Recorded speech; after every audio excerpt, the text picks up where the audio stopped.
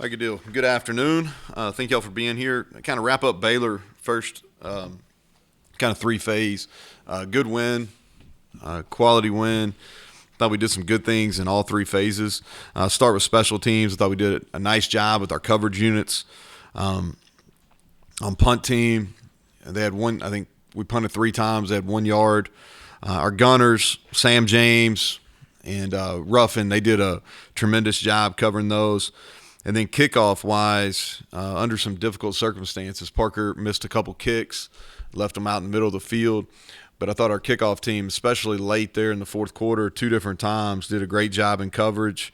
Guys that stood out, Lance Dixon, Hershey McLaurin did a really nice job on those coverage units. And then the kickoff return was big, and it set up the last drive. We got out to the 33 or 34-yard line.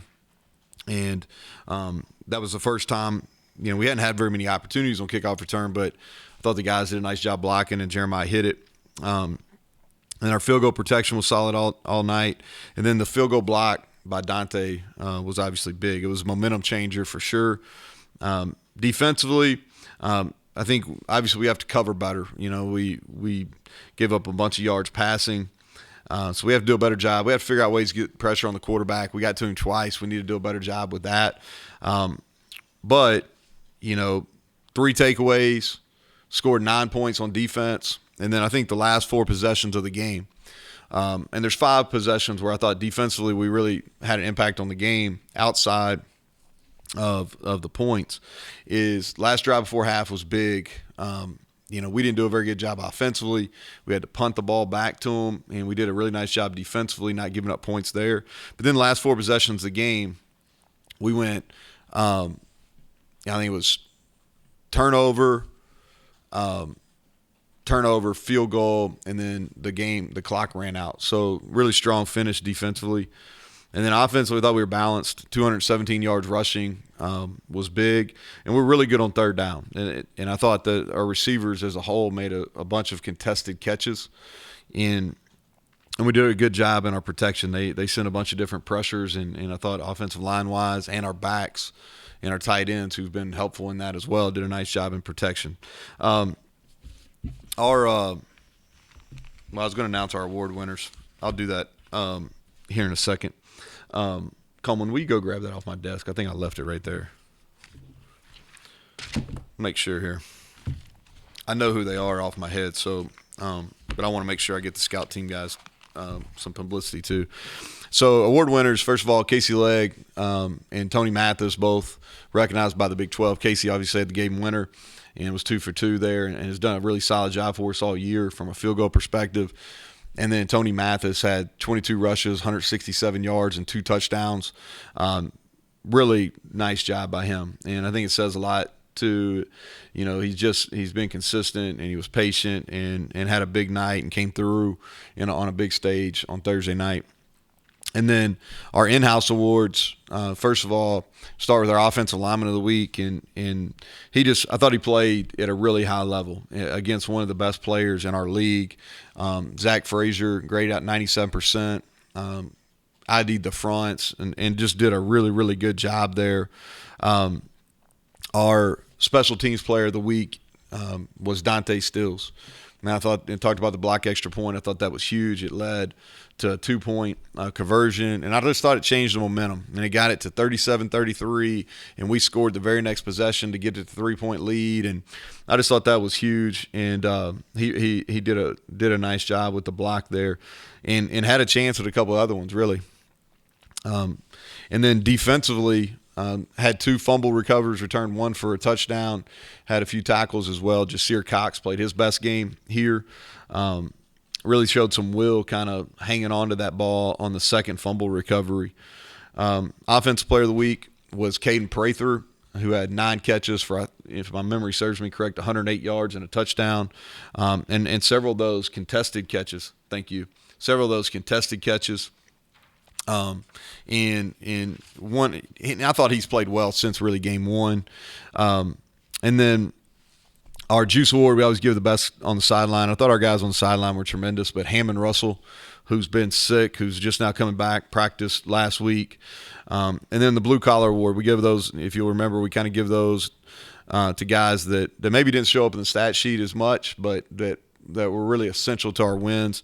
And those are Jordan Jefferson. I thought he really controlled the inner part of the line there defensively and really took up two guys and held up. Wyatt Milan played his best game of the year at left tackle for us. And then Brian Palende has really been a good acquisition for us through the portal, and I thought he blocked really, really well. Scout Team Players of the Week, and I appreciate Coleman grabbing this for me. Offensively goes to our center, Jackson Oxley. Scout Defensive Player goes to Gene Townsell, who's a walk-on freshman linebacker who's done a really good job. He's going to be a good special teams player for us.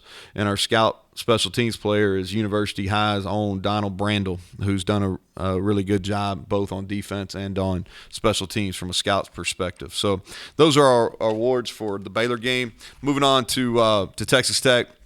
They come in 3-3. They played an extremely tough schedule as well.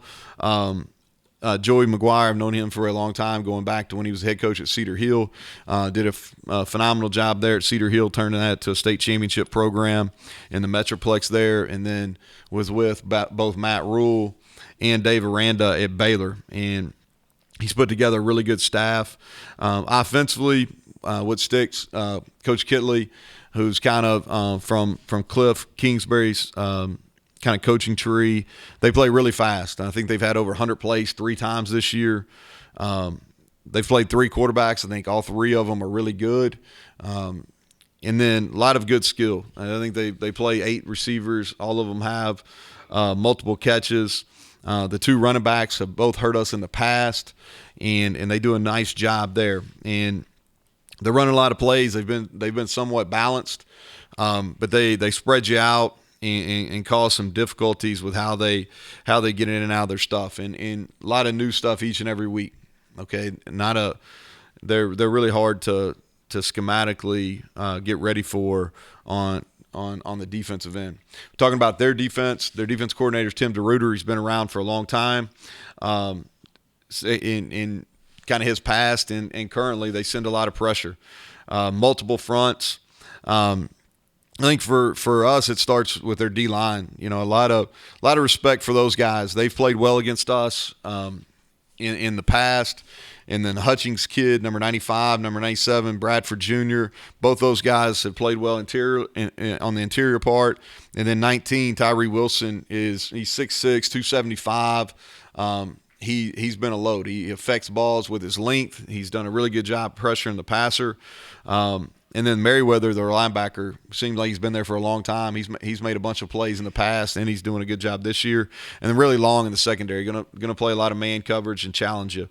Special teams wise, special teams coordinator, another longtime head high school coach there in Texas at Arlington Bowie, and then he was most recently at SMU, and they did a really good job blocking kicks and punts when they were at SMU. And he's already affected 2 punts this year at Tech. So their punter, McNamara, is really good. If you remember a couple years ago when we went out there, he was probably the MVP of the game and hit some bombs. The kicker, Wolf, does a really good job, high touchback percentage. And then Price and White, 2 of their better offensive skill players, are the returners. So they're going to challenge us in all 3 phases. So heading out to Lubbock, it's going to be warm. We got to get ready for the weather. Probably be windy. And so it's a tough environment, and it'll be a really great environment for college football there on Saturday afternoon, and kind of starting a stretch run here. So looking forward to it. So questions, Greg? Nice to have you back. Open us up. Thank you. Start with injuries. Obviously, your secondary was pretty beat up by the end of the game. Where are you? So McCormick probably questionable. We'll see how he goes. We're going to practice Charles Woods some today and kind of know more. Hopeful, I wouldn't say any more than that yet. We're going to practice him a little bit. If he does play, it'll be in a reduced role. By no means will it be in every play. Let's see. Lamp has to sit out the first half. We appealed that targeting, but it was upheld, so he'll have to sit out the first half. we expect Rashad Ajayi to be back. Anybody else in particular? CJ will practice today, and if everything checks out, then he'll be free. He'll be ready to go. Michael Laughlin, unfortunately, out for the year. Will have surgery this week on a knee, and so he'll be out for the year, and really hurt for him. And that's why I appreciate y'all giving me some little time on that. Out of respect to him, it's a tough deal. It's the third time now, and so. Feel for him. He was playing at a high level, so he'll be out. Anybody else that you'll have that you want to know about? Jordan White will be back, and he's practiced, and I think he'll see action this week. Sean Martin, no more, probably after today and tomorrow. I would put him in the, hopeful to questionable deal. Kind of, he'll practice in a limited basis today, and kind of know more. When we do the radio show on Thursday, should know for sure. I noticed something. I don't know whether this is an oddity, a coincidence, or what. This is the third time you faced them with them coming off a bye. Yeah. How do you factor that or reconcile that? I don't know. I was thinking about that as you get ready for them. I had a little bit more time Friday and Saturday. But I was thinking about that, and you kind of go back and you think through kind of the games just as you prepare coaching-wise, and kind of going back and looking through my notes the last couple of years. And, I noticed that too. I can't really I don't know. I can't. You're correct, though. It is. It's the third time in 4 years we've played them off a bye week, them coming off a bye week. One other thing, I noticed on their depth chart they list a star. Is the system similar to Baylor? Is there any carryover there to what you faced on Thursday with what they're going to do defensively? I think Joey being in part of that staff and in that defensive room, I think there probably is some. And Joey's background is on the defensive side too, so there's some carryover for sure. They're built different. They're built different, and how do they get their pressures is different. So probably more different than similar, but there definitely are some things you see on film, and you're like, okay, yeah. You're not the first coach who's kind of said that part about how they change their offense from week to week, and the season's not that old, so it must be apparent. That seems unusual because teams just kind of do what they do, and maybe small changes, but regular changes, it seems like. Yeah, and that's kind of they did that, studying him this summer, just watching what he did at Western Kentucky. And so, this first time we've gone against Coach Kidley, known of him, known his dad. His dad's kind of a legend at Texas Tech. He's a longtime track and field coach there, and really made them a nationally prominent, several Olympians, and competing for national championships out there in track. His dad's done a heck of a job, and he was at Abilene before. But just studying them this summer, that's what really stood out to me, is different week to week. Not a whole bunch of carryover in my eyes as I watch them. And so it makes it tough to prepare for, and what you try to do is you really just kind of prepare for the tempo. That's the hardest piece of how fast they're playing. So you do that. And try to get your guys in position, both in the run game and the pass game to keep the ball in front of it and get them down. Neal, you talked a lot about the improvement in the offensive line, but you've also hinted you thought they could take another step. How so? Where could they still improve? Yeah, they can get – I think everybody can get better. My thought going into the year is we got to be able to run the ball versus good people. And I think against teams that are good versus a run. And, Pitt is good versus the run. We're able to run the ball versus them. I haven't kept up with them since. I don't know how they're performing. Baylor is really good versus the run. We're able to run the ball versus them. Coach Pry traditionally has been good versus the run when he was at Penn State. They were good going into our game. I can't speak for how they've been after our game. The only game where we have not performed as well as we would want to from a run game perspective is versus Texas. And credit to our guys, they answered. We challenged them. myself, Coach Moore, we really challenged our O-line. And I thought they answered the bell versus Baylor. But for us to be successful, or for us to play offense at a high level, we got to lean on those guys. They've got to be the strength, and they've got to be the consistency. Not just offensively, but for us as a football team, that we've got to know what we're getting out of them each week. Coach, you were talking about the play Dante made on the field goal block, but then also mentioned that you got to find a way to get more pressure on the quarterback, and obviously he plays a part in that too. But are you seeing teams, scheming him any differently this year than in years past? And with the position he plays, there's not really a lot. It's not like you can stand him up and so there's only so much you can do. So, what are you seeing there with how teams are handling him, and how do you try to counter that, I guess? Yeah, it started with Kansas. Kansas had a nice plan. Kansas kind of checked some runs away from him, and then they read him, in the run game, which was they did a nice job. And then the teams have slid their protection to him, so he's getting, both inside and outside help for whoever he's going against. So that's something they've done.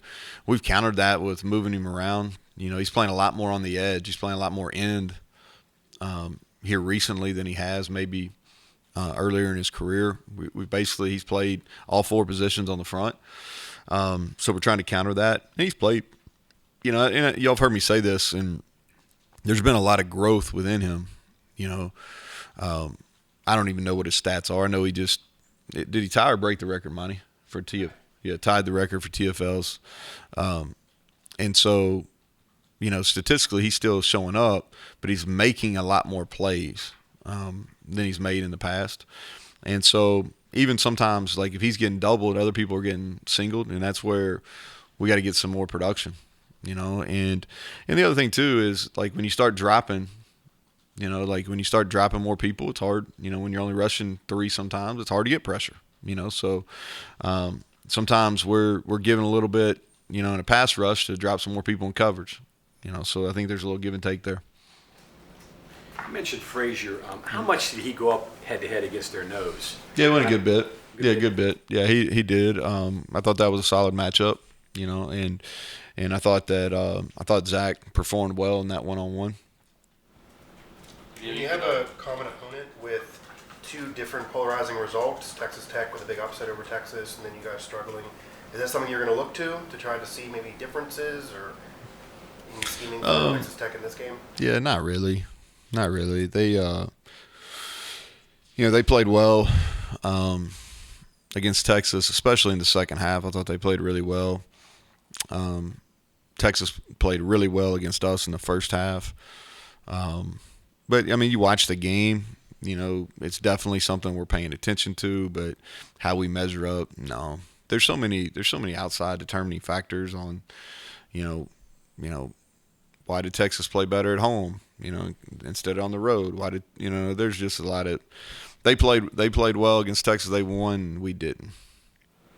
You mentioned CJ kind of working him back in. Obviously, Tony's coming off the big game. Anything there, strategy-wise, as far as let's maybe ease CJ back into it, or maybe we don't. I think a lot of it will be he hasn't put on shoulder pads. He really hasn't. We put a helmet on him just so he get used to it, but he hasn't had any contact, and he hasn't practiced with a team since the Texas game. So that's been so there's going to be a little rust there. And so a lot of it will depend how we use him on Saturday will depend on how he does Tuesday and Wednesday. We purposely waited, he could have got through the concussion protocol quicker. I just didn't feel like how that played out on that Saturday night down in Austin. I didn't think it was the right thing to do. We weren't in a hurry. We got depth at the position. I thought it made more sense, on our medical team, thought it made more sense just to wait. And so he'll practice today, practice tomorrow, and how he performs will depend on how much we use him. You can game plan a bunch of different things to take away like a strength on offense, right? Mm-hmm. Anything you can do about tempo. It's not a play you're stopping or a Yeah, scheme or anything. yeah. I think the thing is how you practice, and that's where we spend a lot of time is we're going to do some things differently because we've had some issues with tempo in the past. It's been something that's affected us. So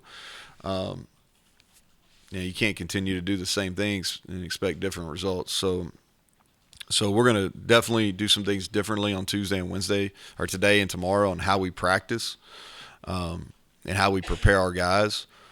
And then we're going to do some things within the game plan, within our structure of our defense, where there's not as much movement from side to side. Is there anything you can do to prepare for the wind? I know you know it out there. It can be Those spirals, that's the biggest deal, man. Like, seriously, and I don't mean that kidding at all. If the wind's going to affect the kicking game some, punting and kicking, but it shouldn't affect anything you do on offense if you throw spirals. If you don't throw a spiral, it'll affect you. But if you throw spirals, and I spent 3 years out in Lubbock, but the worst wind I've ever been in is that wind at Virginia Tech. In a game scenario, I'm not saying the worst of that. Let me slide that back. The worst football wind that we've been in is that wind at Virginia Tech because it was so odd. It'll be windy in West Texas. It's kind of what it is, but it won't have any greater effect on the game other than punting and kicking. We just got to make sure we throw spirals. Which the two quarterbacks that we've used primarily, they both throw a really tight ball. Coach, go ahead, Bob. As the way the secondary has worked out, which is injury after injury, Yeah. suspension, et cetera, we feel kind of like a guy, an old pickup truck, and trying to patch tires over and over. It's it's one of those things. It seems like it's kind of different positions each year. I think that we're not the only team that's going through this, and I think as we're in this kind of new era of college football where your roster is going to be changing a lot, right? And I think that's just kind of the way it is. Where a lot of times your projected twos try to leave and go to greener pastures, they think, and so you're a little bit thinner. And then your really young players are going to be your backups. And so when you do experience some injuries, it's a bigger issue than maybe it was 3, 4, 5 years ago in college football. So, and I think that's kind of where we've been. The one positive, if we're going to put a positive swing on it, Bob, would be that guys have experience. So it's not going to be the first time they played. They've got some game experience. But we'll figure it out. I think from a coaching perspective, what we've got to do is by tomorrow figure out who's going to play, like who's healthy enough to play in the game, and then how do we give them the best chance to be successful.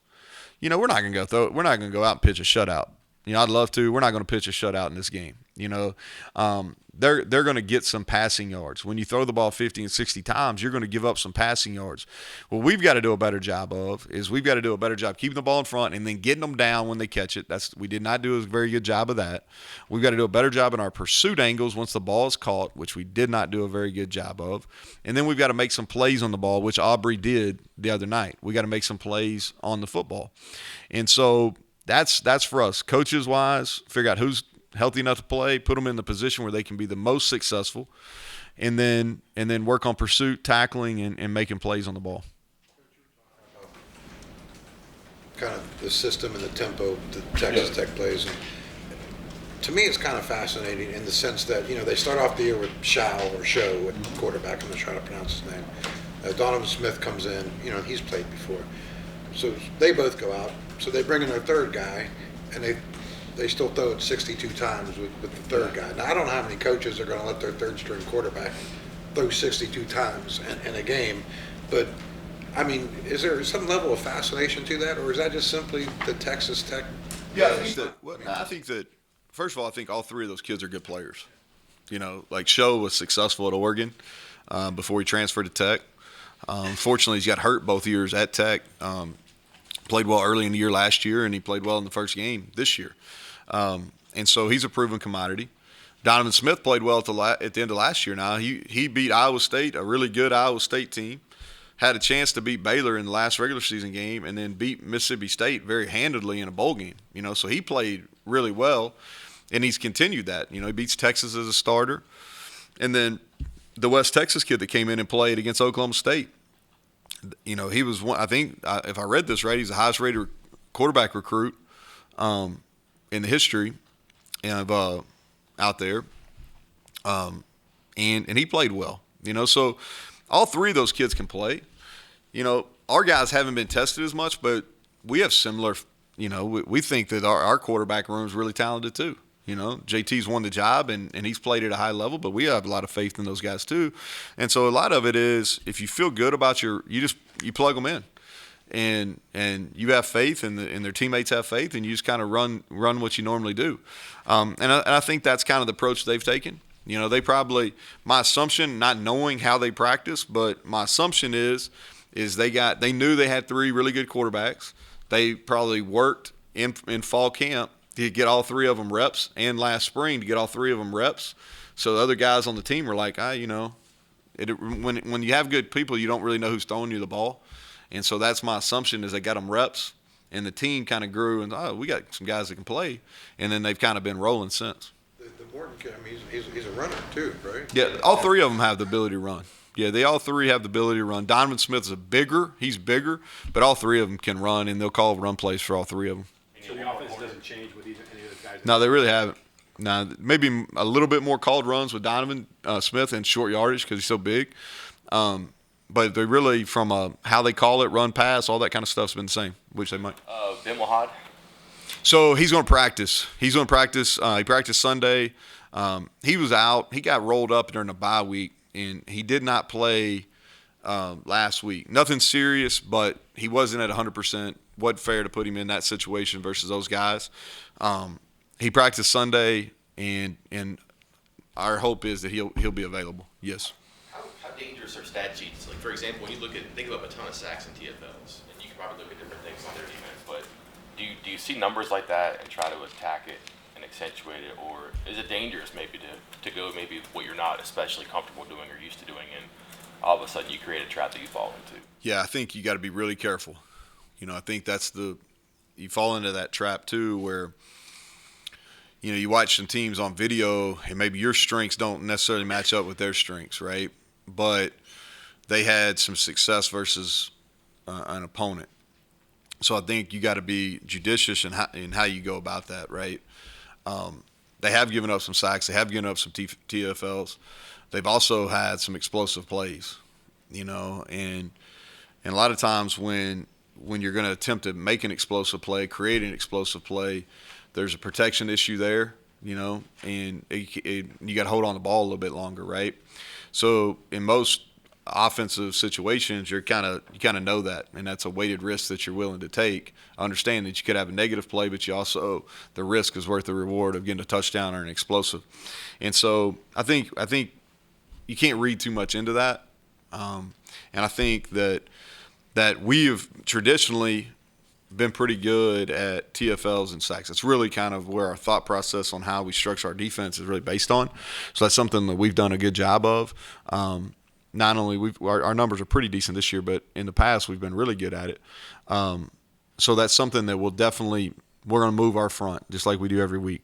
We're going to try to do some simulated pressures, which we do every week, to try to do that. But you can't sell out to that because they are so explosive.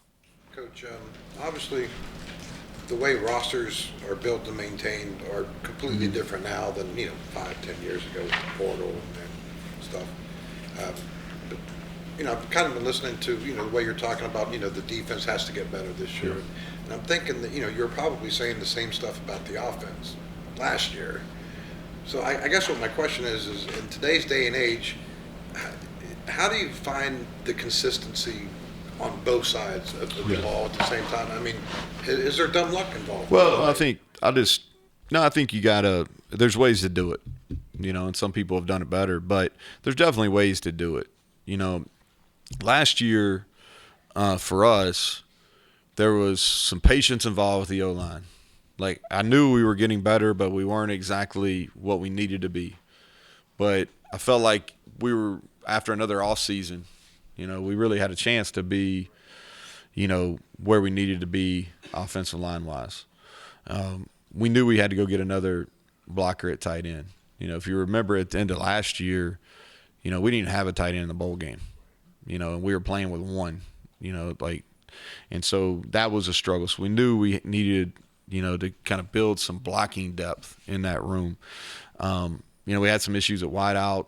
You know, we were just trying to get to the finish line with those issues. And then we need to be more consistent there. And from a running back perspective, even though Letty got up a lot of our carries, we kind of knew, we felt good. You know, obviously CJ's been a surprise, but we thought we were going to be fine there. So, and we needed to be more consistent at quarterback, you know. And so those defensively, as we go through here, you know, I think injuries have been a factor. You know, injuries have been a factor. We've got to build our depth at linebacker. You know, some of our guys are having to play too many snaps. We do know that. And then secondary-wise, you know, like, we've got to build that, and it's got to be a mix of young and some older. And, you know, and so, but you can fix it easier than you could in the past too. I mean, that's kind of, you know, there's a give and take at everything, so you can fix things kind of quicker than you could in the past as well. But the roster building is, you know, and you're basically, and I've said this in a number of different ways, is you're building teams. You know, more so, it's more of the basketball model where you're kind of building teams, rather than, you know, 4 and 5 year planning like it used to be. I don't know if I answered. Kind of beat around there. Okay. All right. Thank you all.